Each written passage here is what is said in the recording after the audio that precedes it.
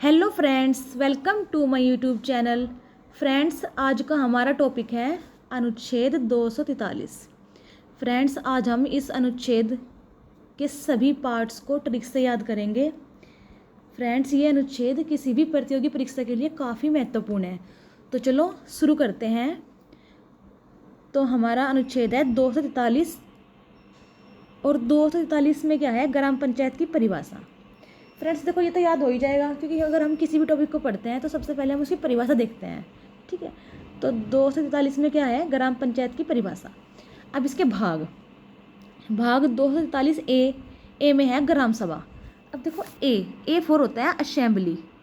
ठीक है, असेंबली को हम हिंदी में कहते हैं सभा। तो 243 ए में क्या हो जाएगा, ग्राम सभा। ठीक है फ्रेंड्स, नेक्स्ट अनुच्छेद 243 बी। इसमें क्या है, पंचायतों का गठन। अब बी फॉर होता है बुल्ड। ठीक है, बुल्ड, और बुल्ड मीन्स होता है बनाना। बनाने को हम गठन करना भी कहते हैं। तो बी में क्या हो जाएगा, पंचायतों का गठन। ठीक है, फिर है 243 सी फॉर होता है कंस्ट्रक्शन। ठीक है, कंस्ट्रक्शन, और कंस्ट्रक्शन को हम हिंदी में कहते हैं संरचना। तो 43 सी में क्या हो जाएगा, पंचायतों की संरचना। फिर है 243 डी फॉर यहाँ पे मान लो, मतलब हिंदी में मान लो दया।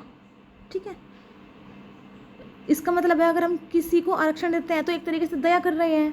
ठीक है, तो उसको हम बोलते हैं सीटों का आरक्षण। ठीक है, तो 243 डी में क्या है, सीटों का आरक्षण। ठीक है फ्रेंड्स, नेक्स्ट है 243 ई। देखो, ई को ना ई फॉर ईयर कर लो। वैसे तो ईयर वाई से शुरू होता है, लेकिन हम यहाँ ईयर मतलब समय होता है ना, समय ही है एक तरीके से। तो यहाँ हम ईयर में वाई ना मान के ई मान रहे हैं, ई फॉर ईयर, और ईयर एक समय है और समय को हम बोलते हैं अवधि। तो 243 ई में क्या हो जाएगी, पंचायतों की अवधि। ठीक है फ्रेंड्स, फिर है 243 एफ। ठीक है, तो एफ फॉर मान लेते हैं हम फेल। ठीक, हम फेल कब होते हैं, जब हम किसी चीज़ के लिए अयोग्य हैं। ठीक है, फेल तब होते हैं जब हमारे पास उस चीज़ की योग्यता ना हो, यानी कि अयोग्यता। ठीक है, तो 243 एफ में क्या हो जाएगा, सदस्यता के लिए योग्यता, अयोग्यता। मतलब अगर हमें किसी भी इसमें पंचायत में मेंबरशिप लेनी है तो फेल होने की क्या क्या कंडीशन है, उसमें बताया गया है 243 एफ में। ठीक है, फिर है 243 जी। देखो, जी फॉर हम कर लेते हैं गॉड। ठीक है, गॉड भगवान होते हैं, और देखो भगवान के पास सारी शक्तियाँ होती हैं और सब अधिकार हैं भगवान के पास। ठीक है, उसको कोई जिम्मेदारी नहीं उठा सकता, कह सकता कि भाई ये कर दिया वो कर दिया। भगवान अपनी मर्जी से करता है, मतलब उसको सब कुछ अधिकार है। ठीक है, उत्तरदायित्व, जिम्मेदारी, और जिम्मेदारी भी भगवान की है। मतलब जो सही है गलत है सबको इक्वल करना, वो सब जिम्मेदारी किसकी है, भगवान की है। ठीक है, फिर आते हैं हम नेक्स्ट 243 एच में क्या है, पंचायत द्वारा कर लगाने की शक्तियाँ और उनकी निधियाँ। ठीक है, अब देखो निधियाँ होता है, निधियाँ का मतलब है जो पैसा जमा कर रखा, जो निधि जमा कर रखी है। ठीक है, देखो जिसके पास ज़्यादा निधि होगी उस पर उतना ही क्या लगता है, टैक्स लगता है। मतलब जिसके पास ज़्यादा निधि होगी ना, उस पर हाई टैक्स लगेगा। ठीक है, एच फोर क्या हो जाएगा, हाई, और टैक्स क्या है, कर है। ठीक है, तो एच फोर क्या, हाई टैक्स। ठीक है, हो जाएगा याद। फिर है 243 आई है। ठीक है, अब आई में क्या है, वित्तीय स्थिति की समीक्षा के लिए राज्य के वित्त आयोग का गठन। ठीक है, अब देखो इसमें वित्तीय वर्ड आ गया। वित्तीय का मतलब होता है पैसा, मतलब मनी से रिलेटेड। ठीक है, और मनी कहाँ से होता है, इनकम से। तो आई फोर हो जाएगी इनकम। ठीक है, इसका मतलब है इसमें हम क्या पढ़ेंगे 243 आई में, कि वित्तीय स्थिति की समीक्षा के लिए राज्य के वित्त आयोग का गठन। ठीक है, हो गया याद। फिर है 243 जे। इसमें क्या है, पंचायतों के खातों की लेखा परीक्षा।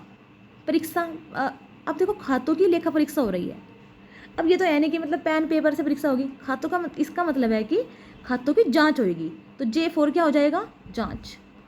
ठीक है, तो 243 जे में क्या हो जाएगा, पंचायतों के खातों की लेखा परीक्षा। ठीक है फ्रेंड्स, फिर है 243 के फॉर हिंदी में मान लो कौन। यानी कि पंचायतों का चुनाव कौन कौन लड़ सकता है, इसको ऐसे याद रखेंगे, ठीक है। फिर है 243 एल। एल में क्या है, केंद्र शासित प्रदेशों पर लागू होना, मतलब जो ये पंचायतों का अनुच्छेद है ये केंद्र शासित प्रदेशों पर भी लागू होता है, किसके थ्रू, 243 एल, और L4 मान लेंगे हम लागू, ठीक है, ऐसे याद कर लेंगे। फिर है 243 एम, इसमें है भागों का कुछ क्षेत्रों पर लागू न होना। M4 हम हिंदी में कर लेंगे मनाही, ठीक है। तो क्या करेंगे हम इसमें 243 एम को कैसे याद करेंगे, भागों का कुछ क्षेत्रों पर लागू न होना, मतलब बिल्कुल मनाही होना, ठीक है। फिर है 243 एन। एन में क्या है, मौजूदा कानूनों और पंचायतों की निरंतरता, चुनावी मामलों में अदालतों के हस्तक्षेप पर रोक, यानी कि नो। N4 क्या हो जाएगा, नो, और N4 क्या हो जाएगा, निरंतरता, ठीक है, ये ऐसे याद हो जाएगा, ठीक।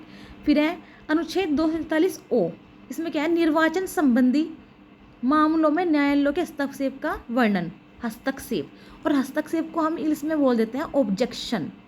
जब हम किसी चीज़ का विरोध करते हैं तो हम ऑब्जेक्शन करते हैं ना, तो O4 क्या हो जाएगा, ऑब्जेक्शन। तो 243 ओ कैसे हो जाएगा, याद हमारे O4 ऑब्जेक्शन, यानी कि हस्तक्षेप का वर्णन, ठीक है, निर्वाचन संबंधी मामलों में न्यायालयों के हस्तक्षेप का वर्णन, ठीक है। तो फ्रेंड्स ये था हमारा 243 आर्टिकल, और हमने इसे ट्रिक से याद किया है। फ्रेंड्स अगर और भी ट्रिक ऐसे ही याद करनी है तो हमारे चैनल को लाइक करें, शेयर करें एंड सब्सक्राइब करें। Thank you.